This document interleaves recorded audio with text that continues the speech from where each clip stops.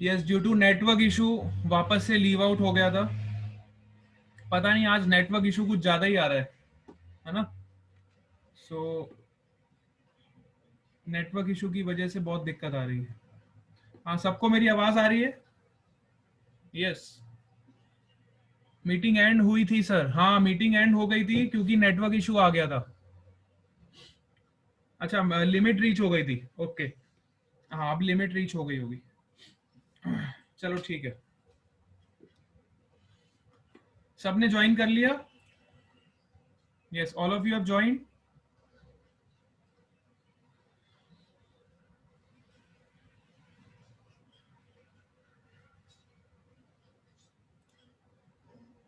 Okay, 40 minutes over हो गई थी। यस यस, ठीक है ठीक है। सब लोग आ गए?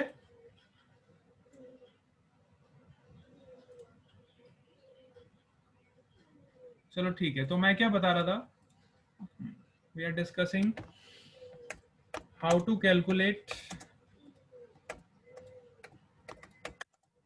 Electric field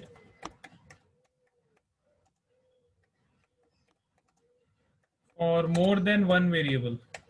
more than one variable. How to calculate electric field for more than one variable. ठीक है। तो यहाँ पे हमें पोटेंशियल का फंक्शन दिया हुआ है। पोटेंशियल हमें दिया हुआ है 10x² plus 5y² minus 3z², है ना। Potential is a function of x comma y comma z which is equal to 10x² plus 5y² minus 3z²। 10x² plus 5y² minus 3z², है ना। सो जब तीन या तीन से दो या दो से ज्यादा वेरिएबल होंगे, so we will use partial differentiation. Partial differentiation, ठीक है। We will use partial differentiation.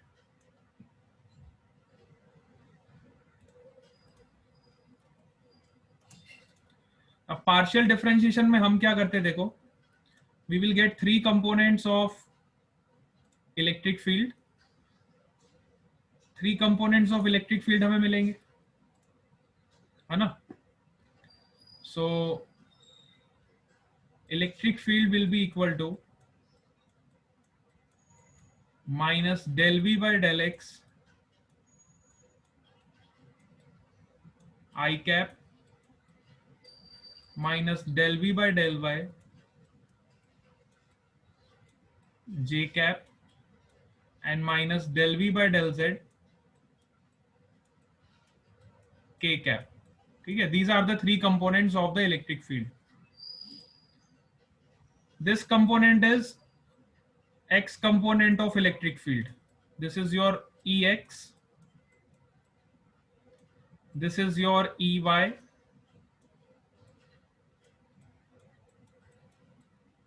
and this component is your ez. This component is your ez. So x component निकालने के लिए हम क्या करेंगे, minus del V by del x. y component निकालने के लिए क्या करेंगे, minus del V by del y. और z कंपोनेंट निकालने के लिए हम क्या करेंगे, minus del V by del z। ठीक है। तो सबसे पहले हम x कंपोनेंट निकालते हैं। इलेक्ट्रिक फील्ड का x कंपोनेंट क्या होगा, तो देखो ये आपको निकालना आना चाहिए। x कंपोनेंट क्या होगा, first we will calculate the x component of electric field. So x component of electric field will be minus del V by del x. So x component आप कैसे निकालोगे, देखो, del V by del x का मतलब होता है आपको x के रिस्पेक्ट में डिफरेंशिएट करना है। At the same time you have to treat y and z as a constant. आपको y और z को क्या मान लेना है, कांस्टेंट मान लेना है। Del V by del x का मतलब ये होता है। Del V by del y का मतलब क्या होता है, del V by del y का मतलब क्या होता है? You have to differentiate with respect to y. Del V by del y का मतलब होता है you have to differentiate with respect to y and you have to treat x and z as a constant. X और Z को क्या मान लेना है? कांस्टेंट मान लेना है। एक्स और जेड को कांस्टेंट मान लेना। वैसे ही del V by del Z का मतलब क्या होता है? Del V by del Z का मतलब होता है you have to differentiate with respect to Z और एक्स और वाई को आपको क्या मान लेना है? कांस्टेंट मान लेना। एक्स और वाई को you have to treat like a constant. तो सबसे पहले एक्स कंपोनेंट निकालोगे तो इसको डिफरेंशिएट करोगे। अब वाई और जेड अगर आपका कांस्टेंट है, ठीक है, मैं फर्स्ट वाले की बात कर रहा हूं, del V by del x की बात कर रहा हूं, तो del V by del x के लिए वाई जेड को कांस्टेंट मानोगे। सो वाई जेड अगर आपका कांस्टेंट हो जाएगा तो वेरिएबल क्या हुआ? सिर्फ एक्स हुआ। और इसका डिफरेंशिएशन क्या हो जाएगा? 20x। 10x स्क्वायर का डेरिवेटिव क्या होगा? 20x। वैसे ही del V by del Y निकालने के लिए आप क्या करोगे? एक्स और जेड को कांस्टेंट मानोगे। तो एक्स और जेड अगर कांस्टेंट हो जाएंगे तो वेरिएबल क्या हो जाएगा? 5y square. तो इसको डेरिवेटिव करोगे, you will get 10y। You will get 10y। Similarly del V by del Z का मतलब क्या हुआ? एक्स और वाई कांस्टेंट हो गए। तो एक्स और वाई अगर कांस्टेंट हो गए तो आप डिफरेंशिएट किसको करोगे? ये जेड वाले टर्म को। तो -3z स्क्वायर का डेरिवेटिव क्या हो जाएगा? -6z। ठीक है, सबको समझ आया? हाँ, ये पार्ट सबको समझ आया हमने कैसे डिफरेंशिएट किया?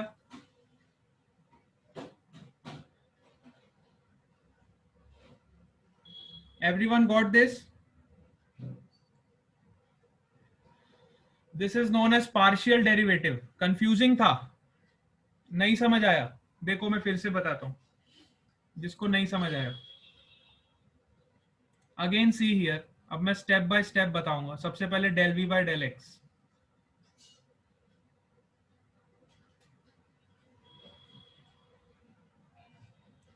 देखो स्टेप बाय स्टेप समझोगे तो समझ आएगा। सबसे पहले मुझे निकालना है del V upon del x. ठीक है, del V upon del x क्या होगा? Del V upon del x के लिए आप y और z को कांस्टेंट मान लोगे। y और z को क्या मान लोगे? You will treat y and z as a constant. So जब आप इसको डिफरेंशिएट करोगे इस पूरे टर्म को, हम ध्यान देते हैं इसलिए आ गया सर। अच्छा ठीक है, जो ध्यान नहीं देता उसे नहीं आता। ये क्यों लड़ाई क्यों कर रहे हो बेटा? नहीं समझ आया तो कोई बात नहीं, फिर से सुन लो, ऐसे लड़ो मत। हाँ चलो ठीक है, एक बार मैं फिर से बता देता हूं जिसको नहीं समझ आया हो। तो del V by del x निकालने के लिए क्या होगा? देखो हमें डिफरेंशिएट करना है with y and z as a constant. So del V by del x of this whole term 10x square plus 5y square -3z square. ठीक है, अब देखो ये वाला पार्ट तो आपके लिए कांस्टेंट हो गया ना, y और z वाला पार्ट आपके लिए कांस्टेंट है, मतलब ये भी कांस्टेंट हो गया और ये भी कांस्टेंट हो गया। Del V by del x का मतलब होता है y और z को आपको कांस्टेंट मानना। तो y और z कांस्टेंट हो जाएगा तो वेरिएबल क्या हुआ? सिर्फ x वेरिएबल हुआ। So del by del x of 10x square, तो आपको simply del by del x of क्या करना है? 10x स्क्वायर को डेरिवेटिव करना है x के रिस्पेक्ट में। x के रिस्पेक्ट में इसको डिफरेंशिएट करोगे, यू विल गेट 20x। समझ आया? You will get 20x। This is the meaning of del by del x. हाँ बेटा बीच में मत बोलो, जिसको नहीं समझ आ रहा उनको बेटा समझने दो। हाँ, आपको समझ आ गया तो इसका मतलब ये नहीं है कि सबको समझ आ गया। जिसको नहीं समझ आ रहा उनको भी समझने दो। ठीक है, हाँ बीच में कमेंट्स मत करो। Yes,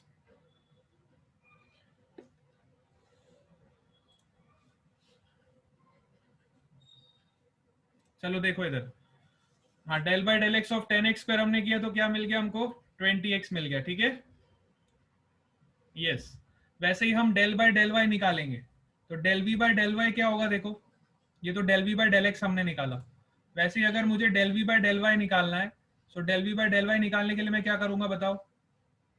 del V by del y के लिए एक्स और जेड कांस्टेंट हो जाएंगे। क्या कांस्टेंट हो जाएगा? एक्स और जेड विल बी कांस्टेंट। ठीक है, del V by del y के लिए to calculate the del V by del y, इसका मतलब होता है एक्स और जेड आपका कांस्टेंट हो जाएगा। एक्स और Z will be constant. So x और जेड अगर कांस्टेंट हो जाएगा तो वेरिएबल क्या बचा? वेरिएबल क्या बचा? खाली y बचा। ये भी आपका कांस्टेंट हो गया और ये भी आपका कांस्टेंट हो गया। तो कांस्टेंट हमको पहले ही रिमूव कर दो। तो अब डिफरेंशिएट किसका करोगे? 5y स्क्वायर का। तो 5y स्क्वायर का डेरिवेटिव क्या होगा? 10y। This is the meaning of del V by del y. समझ आया? कांस्टेंट का डिफरेंशिएशन तो जीरो ही होता है ना। ये अगर पार्ट कांस्टेंट हो गया तो इसका डेरिवेटिव तो जीरो हो जाएगा। ये पार्ट भी कांस्टेंट हो गया तो इसका भी डेरिवेटिव जीरो हो जाएगा। कांस्टेंट का डेरिवेटिव जीरो होता है। ठीक है, हाँ अब समझ आया? अब समझ आ गया? केशवी को समझ आ गया? चलो ठीक है। आपकी वॉइस कट हो रही है। ओके, अब मैं जोर से बोल रहा हूं।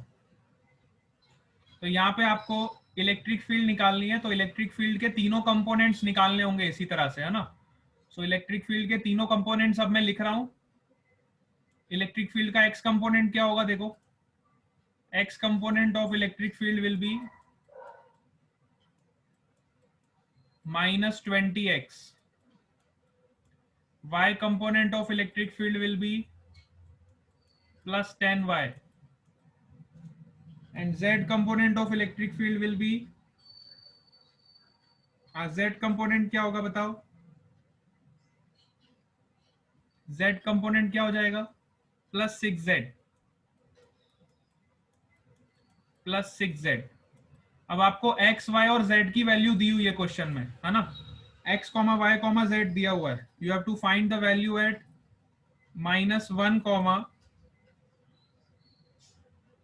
2, 3। इस पे आपको वैल्यू फाइंड करनी है इलेक्ट्रिक फील्ड की। तो यहाँ पे x की वैल्यू पुट कर दोगे -1, y की वैल्यू यहाँ पे पुट कर दोगे 2 और z की वैल्यू यहाँ पे पुट कर दोगे 3। So you will get here -20, you will get here +20, and here you will get +18. These are the x component, y component और z component. अब इसको वेक्टर फॉर्म में मुझे लिखना है इलेक्ट्रिक फील्ड को, तो मैं कैसे लिखूंगा ये भी देख लो। Vector form of electric field will be -20i cap +20j cap and +18k cap. This is the vector form of electric field. -20i cap +20j cap and +18k cap. समझ आया? अब सबको समझ आ गया? हाँ, नेगेटिव साइन तो आती है ना, अभी अभी तो बताया। नेगेटिव साइन तो आती है ना। अगर मुझे एक्स कंपोनेंट निकालना है तो एक्स कंपोनेंट होगा -del v/del x। y component होगा तो y कंपोनेंट क्या होगा? -del v/del y। तो नेगेटिव साइन इसलिए मैंने यहाँ पे लगाया, इस पे नेगेटिव लगाया। अच्छा, इस पे भी नेगेटिव आएगा। हाँ, y वाले पे भी नेगेटिव आएगा। हाँ, x पे भी नेगेटिव आएगा। अच्छा, नेगेटिव साइन आएगा, वेरी गुड। तो ये पॉजिटिव हो जाएगा, ये वाला पार्ट नेगेटिव हो जाएगा और ये वाला पार्ट क्या हो जाएगा? हाँ, ये तो सही है, इस पे हमने लगा दिया। ठीक है, correct. +20i cap -20j cap and +18k cap. ठीक है, this will be your answer. +20i cap -20j cap +18k cap. ठीक है, अब सबको क्लियर हो गया? नेगेटिव साइन आएगा, वेरी गुड। नेगेटिव साइन आएगा, ओके। सबके आगे नेगेटिव साइन लगेगी। यस, लगेगी। नुपुर ने सही बोला। Yes, correct. ओके, अब ये डाउट वाला सेशन हम इधर ही ओवर कर रहे हैं। अब आगे नया टॉपिक स्टार्ट करते हैं। आज थोड़ा सा आपको बेसिक हिंट दे देता हूँ, आज हम क्या पढ़ने वाले थे। हाँ, तो अभी तक हम क्या पढ़ चुके थे? We have studied about the potential due to a point charge which is equal to के क्यू अपॉन आर। ये हमने डिराइव कर लिया था, है ना। और हमें ये भी पता है कि electric field due to a point charge which is equal to के Q upon are square. Electric field due to a point charge is K Q upon are square. अब सपोज करो हमें दोनों का ग्राफ प्लॉट करना है ना। We have to plot the graph for both this with respect to R. तो हम कैसे प्लॉट करेंगे? देखो, सपोज करो हमें दोनों कर्व्स को प्लॉट करना है। सो दोनों कर्व्स को हम कैसे प्लॉट करेंगे? देखो इधर,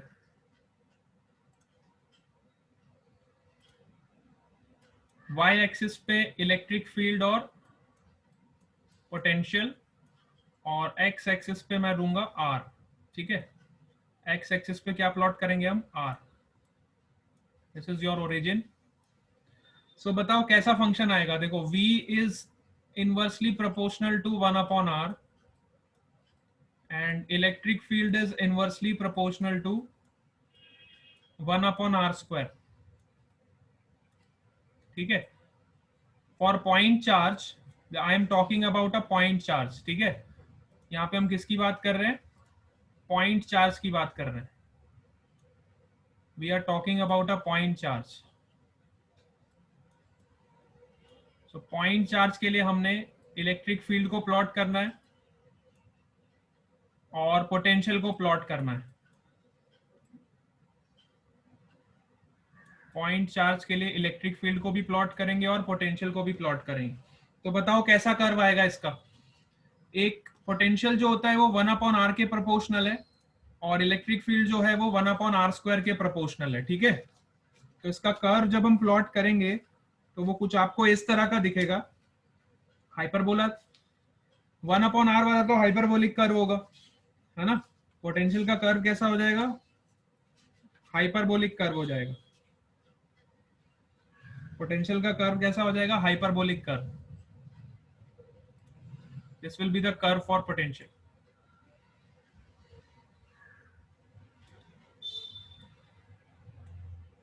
इलेक्ट्रिक फील्ड का कर्व कैसा होगा? देखो, 1 अपॉन आर स्क्वायर के प्रोपोर्शनल है, तो इसका स्लोप थोड़ा ज्यादा होगा, है ना। इलेक्ट्रिक फील्ड का slope as compare to potential थोड़ा ज्यादा होगा, है ना। तो ज्यादा तेजी से ये डिक्रीज होगा। इलेक्ट्रिक फील्ड का जो स्लोप होगा तो थोड़ा ज्यादा तेजी से डिक्रीज होगा। तो this will be the curve for electric field and this will be the curve for potential. समझ आया? तो ये दोनों का कर्व का एनालिसिस हो गया। दोनों पॉइंट चार्ज के लिए कई बार एग्जाम में क्वेश्चन आ जाता है, plot the graph between potential and electric field for the point charge. तो सबसे पहले तो आपको रिलेशन पता होना चाहिए। For a point charge potential is defined as K Q upon R and for a point charge electric field is defined as K Q upon are square. After writing this equation then you will plot the curve. तो हमें पता चलेगा, देखो electric field का जो slope है वो ज्यादा तेजी से डिक्रीज हो रहा है ना, क्योंकि 1 अपॉन आर स्क्वायर के प्रोपोर्शनल है ना। पोटेंशियल 1 अपॉन आर के प्रोपोर्शनल है तो वो धीरे से घटेगा, वो थोड़ा इसका रेट ऑफ डिक्रीमेंट थोड़ा कम होगा। बट इलेक्ट्रिक फील्ड का रेट ऑफ डिक्रीमेंट ज्यादा होगा क्योंकि नीचे डिनोमिनेटर में आर स्क्वायर आ रहा है। आर की वैल्यू जैसे ही बढ़ती जाएगी तो आर स्क्वायर और ज्यादा इंक्रीज होगा। आर स्क्वायर इंक्रीज होगा तो इलेक्ट्रिक फील्ड बहुत तेजी से डिक्रीज होगी। पोटेंशियल में देखोगे तो अगर आर की वैल्यू इंक्रीज होगी तो पोटेंशियल भी कम होगा। ये बात तो हमें पता चल रही है कि दोनों चीजें कम होगी, लेकिन ज्यादा तेजी से कौन कम होगा? ज्यादा तेजी से इलेक्ट्रिक फील्ड विल रिड्यूस, और कम तेजी से कौन कम होगा? Potential will decrease at lower rate as compare to electric field. समझ आया? Potential will decrease at the lower rate as compare to electric field. यहां तक सबको क्लियर हो गया? यहां तक सबको क्लियर है? All of you? यस, यहां तक सबको क्लियर हो गया? ओके ओके, तो आज का क्लास हम यही ओवर कर रहे हैं. We will meet again in the next class and continue from here only. ठीक है, bye bye to all of you.